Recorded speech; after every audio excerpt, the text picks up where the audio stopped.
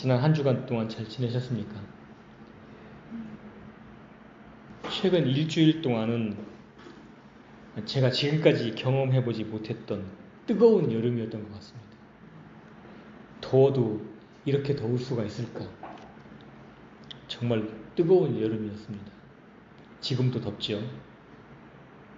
어느 곳에 가든지 육체적 쉼을 누리기가 매우 어려웠던 시간이었습니다. 저는 지난주에 대전에 다녀왔습니다. 이틀 동안 이제 교육을 하루 6시간 이상씩 했어야 됐고요.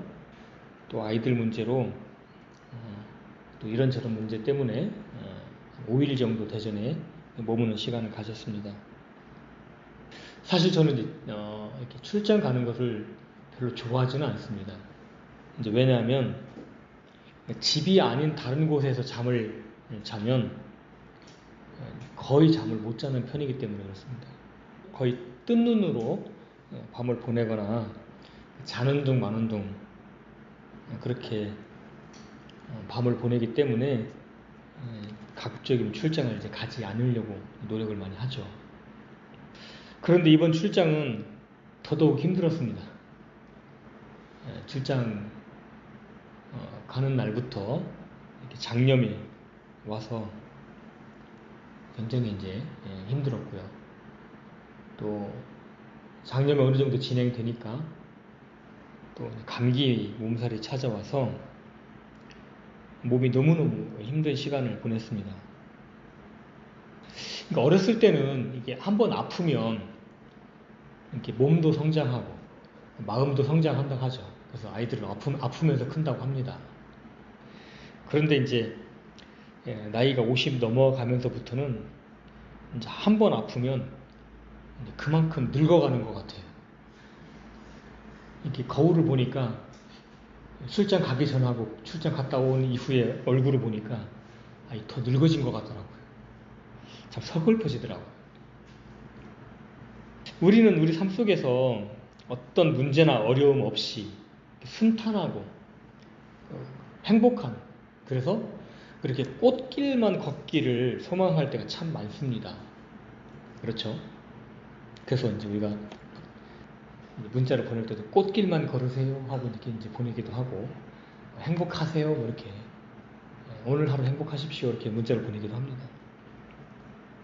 솔직히 고난이 내 삶에 찾아오는 것을 좋아할 사람은 아무도 없을 겁니다. 그래서 오늘날 많은 기독교인들이 고난이나 역경이나 또 환난이, 그러한 어려움들이 자신에게 오지 않도록 기도를 하기도 하죠. 또는 이미 닥쳐온 고난이 내 인생 속에서 빨리 지나가거나 제거되기를 간절히 기도하고 때로는 매달리기도 합니다. 저 역시도 고난 받는 것을 매우 싫어합니다.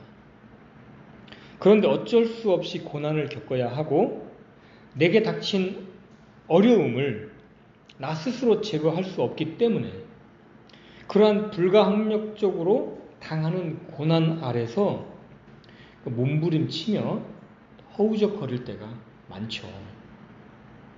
무엇보다 고통스러운 것은 이 고난이 언제 끝날지 모르기 때문에 더더욱 마음에서 조바심과 걱정이 몰려옵니다. 또 지금 겪고 있는 문제가 해결되면 언젠가 또 다른 문제가 언제든지 찾아올 수 있다는 두려움 때문에 다시 한번 또 걱정이 몰려올 때도 있죠. 우리가 성경을 읽어보면 하나님께로 올바른 회개를 통해서 환난이 제거되는 경우도 있지만, 하나님과의 올바른 관계가 있음에도 불구하고 여전히 환난을 당하고 있는 성도가 있다라는 것을 우리는 볼 수 있습니다. 따라서 성도가 환난을 당하고 있느냐, 문제를 겪고 있느냐, 그렇지 않느냐는 신앙을 잘하고 있다 또는 신앙을 못하고 있다라고 하는 척도가 될 수 없다는 것을 우리는 알 수 있습니다. 오히려 환난을 대하는 성도의 태도가 신앙의 척도인 것이죠.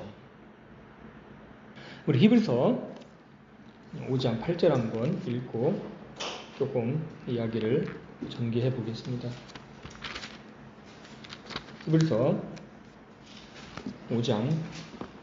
히브리서 5장 8절 다 함께 읽겠습니다. 시작. 그분께서 아들이실지라도 친히 고난받으신 일들로 말미암아 순종하기를 배우사. 우리는 우리에게 닥친 환난이나 고난을 우리 스스로 제거할 수 있나요? 만약 그러한 환난이나 문제를 제거할 수 있는 것이라고 한다면 그것은 더 이상 고난이라고 말할 수 없겠지요. 통제 가능한 환난이나 고난은 우리를 속박할 수 없기 때문에 더 이상 아무런 문제가 될 수 없습니다. 그렇죠? 통제 가능한 환난, 문제 이런 것들은 고난이라고 할 수가 없습니다. 우리 생애 가운데서 고난 없이 온전히 하나님을 기뻐할 수 있는 방법이 있었다면 아마도 하나님은 그런 방법을 성경에 기록해 놓으셨을 겁니다. 우리가 하나님을 온전히 기뻐할 수 있는 방법 가운데에는 반드시 고난이 있어야 된다는 것입니다. 기독교의 진리는 그저 고난 없이 행복한 삶을 사는 것이 아닙니다. 기독교의 진리는 고난 속에서도 하나님과 함께 동행하는 것입니다. 사람들은 이런 식으로 생각을 합니다. 먼저 이 문제만 해결되면, 이 사건만 잘 해결되면 그 다음엔 신앙을 잘 하겠습니다. 하나님 그러니까 이 문제만 빨리 해결해 주세요. 그러면 제가 그 다음부터 하나님을 잘 섬기겠습니다. 그러니까 이 문제가 해결되도록 도와주시고 또 성도 여러분들도 이 문제가 해결되도록 기도해 주세요. 많은 사람들이 이런 식으로 기도를 하는 경향성이 있습니다. 그러나 기독교는 고난 그 자체가 길인 그 길을 걸어가는 자들입니다. 고난이 제거될 때 고난이 없어진 그 길을 가는 것은 기독교의 길이 아닙니다. 그러므로 고난은 기독교의 길을 걷는 자에게는 필연적으로 존재하는 것이죠. 어쩌면 고난은 우리가 이 땅에서 숨을 쉬고 사는 동안에는 결코 사라지지 않을 것입니다. 그리고 그 고난은 우리의 능력으로 제거할 수 있는 것이 아닙니다. 고난을 제거한 후에 신앙을 잘 해보겠다고 생각했다면 그것은 신앙을 하지 않겠다라고 말하는 것과 같습니다. 고난 당하는 것을 좋아할 사람이 있을까요? 아마도 한 사람도 없을 것입니다. 물론 고난 당하기를 기대했던 사람이 있었습니다. 적절한 예가 될지는 모르겠지만 일제강점기 시대에 독립운동가들은 일제의 압제와 그들의 폭력에 투쟁하기를 강렬히 원했습니다. 일본의 압제 속에 있는 것을 원하는 것이 아니라 그러한 세력과 강력히 맞서 싸우려고 했던 것입니다. 이와 같은 방식으로 고난과 싸워서 이기려고 하는 성도들이 있습니다. 물론 이런 싸움을 싸우는 사람들은 쾌락을 즐기거나 죄에 빠지거나 인생의 잠에 빠져 사는 사람들은 아닐 것입니다. 고난과 싸우려 하는 사람들은 자신이 얼마나 강한지 확인하고 싶어 하기도 합니다. 자신이 싸움으로써 어떤 명예를 획득하기를 원하기도 하죠. 또는 암묵적인 그러한 증거를 갖기 원하기도 합니다. 싸우면서 강자가 됨으로써 싸우기 위한 지속적 몸부림을 통해서 자신의 자존심을 새롭게 하기도 원하는 사람도 있습니다. 지혜롭게 보이는 이 말, 고난당하는 것, 고난당하기를 소원하는 것, 이러한 것들을 수용하고 고난과 싸우는 것은 어쩌면 인간의 기저에 깔려있는 오만함과 기만 또는 착각에 스스로 농락당하는 부분도 있습니다. 하나님께서 성도들에게 고난을 허락하시는 본질적 목적을 찾지 못했기 때문에 자기 스스로 그 고난을 싸워 극복하려고 한다는 것입니다. 자신이 싸워서 고난을 이기려고 하는 것은 어쩌면 이룰 수 없는, 성취할 수 없는 불가능한 일일 수도 있습니다. 고난에 대한 생각과 고난 속에서도 기뻐할 수 있는 것이 무엇인지, 또 고난을 견디고 고난으로부터 실제적인 유익을 얻기 위해서는 우리는 먼저 그 길을 걸어가신 예수 그리스도가 필요하며 우리는 주님께로부터 그 방법을 배워야 됩니다. 고난 중에도 마음이 예수님과 가까운 사람은 기뻐할 수 있습니다. 고난 중에도 기뻐할 수 있는 그 기쁨은 사실 설명하기가 매우 어렵습니다. 형용할 수 없는 기쁨이에요. 서술하기가 어려운 기쁨입니다. 그 기쁨은 우리 마음 깊은 심중에서 흘러나오는 입과 혀를 가진 혼의 외침과도 같은 것이에요. 어떤 사람들은 자신이 그러한 고난과 싸워서 극복을 했음에도 불구하고 또 다른 허탈함과 공허함에 빠질 수 있습니다. 그것은 왜 그러냐면 그 고난의 과정 속에서 주님으로부터 말미암는 소망과 주님으로부터 공급받는 힘으로 말미암은 것이 아니라 자신의 능력과 지혜로 말미암아서 그 고난을 극복했기 때문에 그렇습니다. 그런 사람들은 뉴스에도 가끔 나오죠. 끝없이 도전하고 싸우고 그래서 그 문제를 극복하는 사람들이 있습니다. 그렇게 잘 극복했던 사람들이 다시 또 엄청난 우울증에 빠지는 경우도 있습니다. 왜 그렇습니까? 주님 없이 그러한 문제를 해결했기 때문에 그렇다는 것입니다. 우리 인생의 목적은 문제를 해결하는 것이 아니라 내가 주님과 동행하는 겁니다. 내가 주님과 함께 하는 겁니다.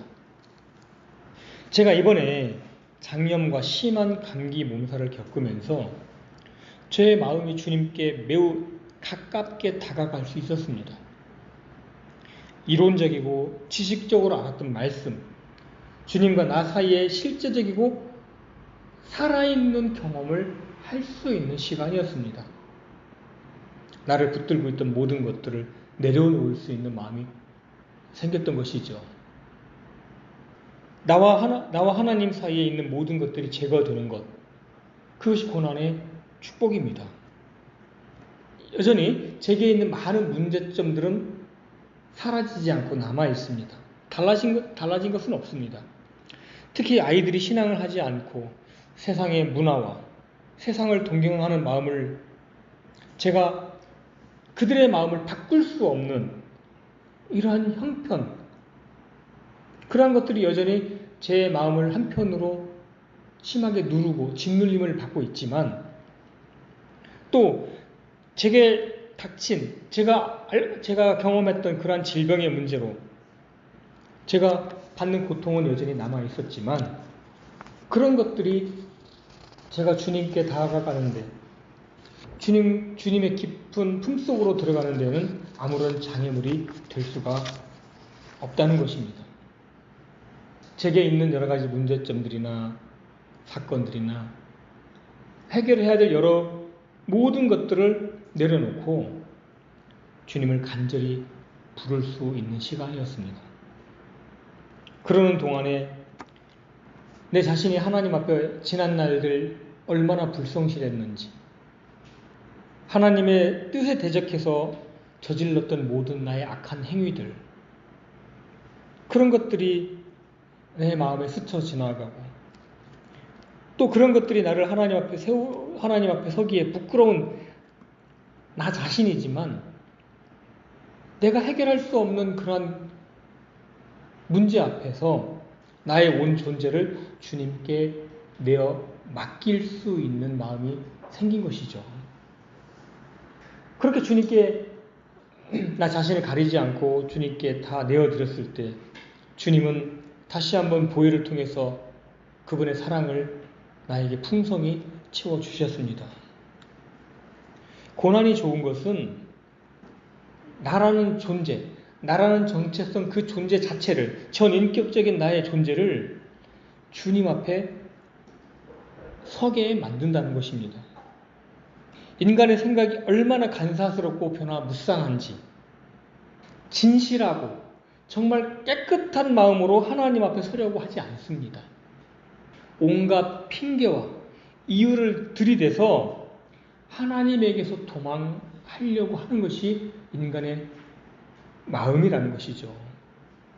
그러나 고난은 나를 붙들고는, 나를 꼼짝할 수 없게 만들고는 담금질을 해대는 것입니다.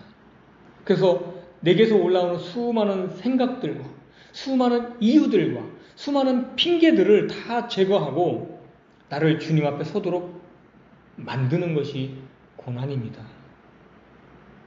그래서 나를 채웠던 많은 것들, 이 세상의 유한한 것들, 정욕적이고 내 육신의 필요, 나의 욕망을 이루려는 그 모든 이 세상의 것들을 다 제거합니다.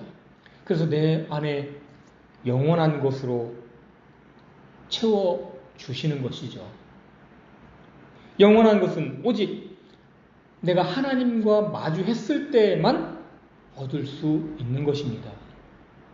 우리가 영원한 것을 받아서 누릴 때에야만 이 땅에서 우리가 고난받고 고통받는 것을 가볍게 여길 수 있습니다.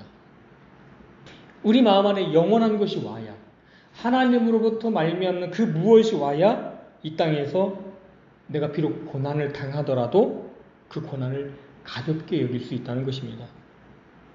우리는 시간계 안에 살고 있습니다.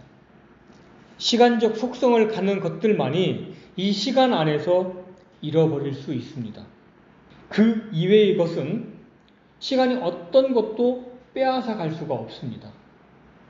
우리가 비록 시간계 안에서 살고 있지만 이 시간계 안에서 얻은 영원한 것은 이 시간이 우리로부터 빼앗아 갈 수 없다는 거예요. 고난과 고통이 아무리 가혹할지라도 그런 것들은 그저 시간적 속성일 뿐입니다.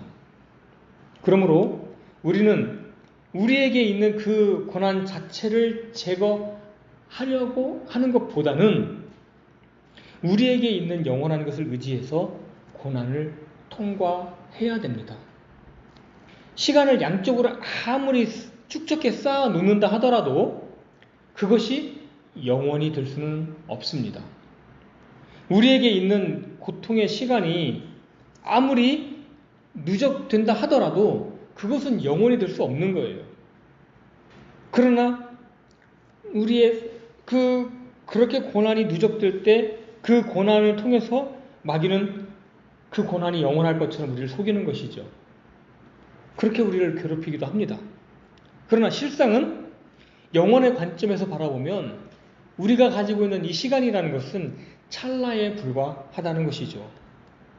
우리나 다른 사람들이나 고통을 당하는 사람들의 입장에서 보면 고난은 한 번이 아니죠.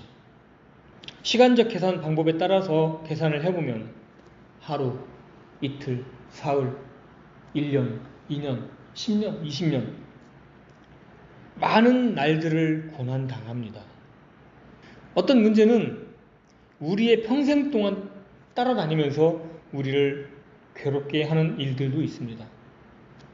그렇게 고난을 당하는 동안에 우리가 그런 고난들을 통해서 우리가 지금 누리고 있는 이 세상의 유한한 것들을 또 쉽게 포기하는 것도 매우 매우 어려운 것이 현실입니다. 그 고난을 당하면서 마음으로는 이거를 버려야 되겠다, 이거를 놓아야 되겠다라고 생각을 하지만 막상 그거를 포기하려고 마음을 정하는 순간 얼마나 끈질기게 생각에 꼬리를 물고서 나를 붙드는지 모릅니다. 그러니까 우리가 어쩔 수 없이 불가항력적 상황에서 포기하는 것은 그래도 덜 아깝지만 의도적으로 이것은 아니야, 이건 버려야 돼 라고 포기하려고 할 때 우리 마음에 얼마나 큰 고통이 따라옵니까? 그렇기 때문에 쉽게 포기하지 못하고 그러한 육신적인 것들의 애착과 연민을 놓지 못하는 것이죠. 그러는 동안 우리의 생각과 의도가 신앙의 목적과 수단을 바꾸려고 우리 육신은 작동을 한다는 거예요. 자, 사도행전 8장 18절로 20절입니다. 제가 읽겠습니다. 사도행전 8장 18절. 사도들이 안수함으로 성령님이 주어지는 것을 시몬이 보고 그들에게 돈을 주며 이르되 이 권능을 내게도 주어 내가 누구에게든지 안수하면 그가 성령님을 받게 하여 주소서 하거늘. 베드로가 그에게 이르되 네가 하나님의 선물을 돈으로 살 줄로 생각하였은즉 내 돈과 함께 망할지어다. 이 세상의 것들은 시간기 안에 있으므로 사라질 것들입니다. 그렇다면 일시적인 이 세상의 것들이 영원한 것에 굴복되어야 마땅하겠죠. 그런데 영원한 것을 소비해서 이 세상의 행복을 얻는 것이 합당하겠습니까? 성령님을 수단 삼아 돈을 버는 것이 목적이 되어야 할까요? 아니면 돈을 수단 삼아 성령님을 얻어야 하나요? 또는 돈으로 성령님을 살 수 있습니까? 제가 무슨 말씀을 드리는지 이해되시나요? 우리가 신앙을 하다가 그 고난을 겪는 동안에 우리를 끈질기게 괴롭히는 그 무엇이 있어요. 놓지 못하게 하는 무엇이 있습니다. 근데 그것과 씨름을 하는 동안에 육신이 우리 안에 강하게 작동을 해서 우리가 신앙이 목표가 되어야 되는데 신앙을 수단 삼아서 내 육신을 만족시키는 것으로 방향이 전환된다는 거예요. 이 마술사 시몬처럼 성령님의 일, 하나님의 그것을 수단 삼아서 이 육신의 일을 성취하려고 한다는 것입니다. 목표나 목적은 언제나 수단이나 방법보다 높은 것입니다. 이 땅에서 유익을 얻기 위해서 영원한 것을 수단으로 삼거나 영원한 것을 소비해서 무익한 것을 얻으려고 한다면 그것은 어리석은 행동이라는 것입니다. 무익한 것을 얻기 위해서 영원한 것을 포기해야 됩니까? 우리는 자주 그러한 어리석은 일에 빠질 때가 있다는 거예요. 참으로 이러한 일들이 수많은 교회 안에서 일어나고 있는 것이 오늘날 현실입니다. 이 땅에서 유익을 얻기 위해서, 자신의 유익을 얻기 위해서, 또 자신의 영적 우월감을 나타나기 위해서, 또 자신을 옳게 보이기 위해서 성령님을 이용하는 사람들이 얼마나 많은지 모르겠습니다. 이 악한 세상의 시간들 역시 악합니다. 그러나 구원받은 성도들에게 있는 시간도 악한가요? 여전히 악할 수도 있고 선할 수도 있습니다. 어떻게 사용하느냐에 따라 다르겠지요. 우리에게 있는 시간을 우리는 붙잡아 둘 수가 없습니다. 우리가 시간을 붙잡아 영원한 것으로 만들려면 반드시 우리에게 순종이 필요합니다. 하나님께서 우리에게 온전한 순종을 가르쳐 주시기 위해서 사실 고난을 허락하시는 거예요. 그래서 우리가 그 고난을 통해서 영원한 것을 얻으라고 우리에게 가르쳐 주는 것입니다. 우리가 이 시간기 안에서 사라져버릴 이 시간기 안에서 하나님과 동행하면서 보낸 우리의 시간은 그저 흘러가 사라져버리는 그러한 것이 아니라 변형된 영원한 것이 됩니다. 그래서 순종은 악한 시간을 구원하는 힘이 되는 거예요. 우리 주님은 고난을 통해서 순종함을 배우셨습니다. 그분께서 아들이실지라도 친히 고난받으신 일들로 말미암아 순종하기를 배우사 주님의 모든 삶과 주님께서 살아가신 모든 삶과 죽음을 통해서 그렇게 죽기까지 순종하심으로 말미암아서 악한 세상에 있는 사람들을 구원하셨습니다. 예수님은 고난이 없어도 아버지께 온전히 순종하시는 분이고 순종하실 수 있는 분입니다. 그럼에도 불구하고 또한 그분은 친히 아들이실지라도 고난을 통해 순종하심을 보이신 것은 양자의 영을 받은 우리도 그리스도를 본받게 하기 위함인 것입니다. 그리스도를 본받아 고난당함으로 순종하는 자는 주님의 영광을 드러내는 거예요. 순종하는 그리스도인의 삶은 주님의 영광을 찬양하며 노래하는 것입니다. 입술로만 주님을 찬양하는 것보다 훨씬 더 주님을 영화롭게 합니다. 순종은 하나님의 뜻이 이 땅에 울려 퍼지게 하는 하늘의 노래예요. 그리스도께서 고난들을 통해 순종하심을 배우신 것처럼 성도들 역시 고난을 통해 순종을 배우게 하는 것이 성화의 삶입니다. 고난을 대하는 또 다른 좋은 관점은 영원의 관점에서 우리가 날마다 접하는 고난들은 한 번의 고난이라고 생각하는 것입니다. 그리고 그 고난은 우리가 지나가는 통로일 뿐이라는 것이죠. 우리 인생은 많은 고난을 겪지만 우리 인생이라는 전체를 놓고 봤을 때 고난은 한 번뿐인 것입니다. 그래서 고난은 한 번뿐이다. 그리고 그 고난은 우리가 마땅히 지나가야 될 길이요 통로라고 인정하는 것입니다. 왜 이것이 중요하냐면 어떤 사람들은 고난이 내게 닥쳐와서 고난이 내 삶을 관통해서 나를 파괴하는 것이라고 생각을 하기 때문에 제가 이 말씀을 드리는 거예요. 고난은 우리를 파괴하지 않습니다. 고난은 그저 우리가 통과해야 될 대상일 뿐이라는 것입니다. 그리고 영원한 관점에서 우리는 결코 그 고난을 통해서 다치는 것이라고는 아무것도 없습니다. 이 땅의 시간계의 관점에서 우리가 당하는 고난은 매우 끔찍한 것처럼 보이는 것이 사실입니다. 마치 고난이 나를 뚫고 지나가서 토네이도가 와가지고 나를 쓸어가는 것처럼 나를 고난 속에서 죽이는 것처럼 보이는 것이 현실입니다. 그러나 고난이 우리를 통과하는 것이 아니라 우리가 고난을 통과하는 것입니다.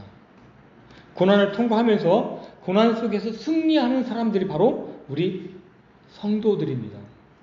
어떤 고난도 심지어 죽음조차도 우리 거듭난 성도들의 혼을 다치게 할 수 없습니다. 도둑이 하늘에 쌓아둔 보물을 가져갈 수 없듯이 좀과 동록이 하늘에 쌓아둔 보물을 녹슬게 할 수 없듯이 우리가 받는 일시적인 고난들은 그것이 우리 생애 동안에 아무리 길게 지속된다 할지라도 우리 혼의 머리카락 하나도 건드릴 수 없습니다. 우리 일생에 겪는 어떤 고난도 우리 혼에 어떠한 흔적도 어떠한 것도 남길 수 없습니다. 오히려 그 고난은 우리의 혼을 얼마나 깨끗하게 만듭니까? 그 고난을 합당하게 통과한 성도들의 혼이 얼마나 맑습니까? 얼마나 순수합니까? 그 고난을 통과한 성도들의 믿음이 얼마나 아름답습니까? 우리의 몸은 물로 씻지만 우리의 혼의 정결은 고난을 통과할 때에만 이루어지는 것입니다. 관념적으로 알았던 것들을 고난을 통과하면서 실제적으로 우리가 소유하게 되는 것입니다. 욥은 이렇게 고백을 했습니다. 욥기 23편 10절에 그러나 내가 가는 길을 그분께서 아시나니 그분께서 나를 단련하신 뒤에는 내가 금같이 나오리라. 고난은 우리를 더욱 영광스럽게 만듭니다. 과연 불이 금에게 무엇을 할 수 있습니까?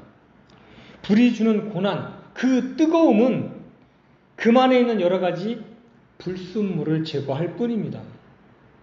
반대로 금은 불이라는 고난을 통해서 무엇을 상실하고 있나요? 불을 통해 금에 섞여 있는 비천한 것들을 빼내고 있기 때문에 사실은 금은 불을 통해서 엄청난 이득을 얻고 있는 것입니다. 우리에게 닥친 모든 고난들도 이와 마찬가지입니다. 고난이 아무리 힘들고 오래 지속된다 하더라도 고난 그 자체는 우리에게 아무런 해를 가할 수 없습니다.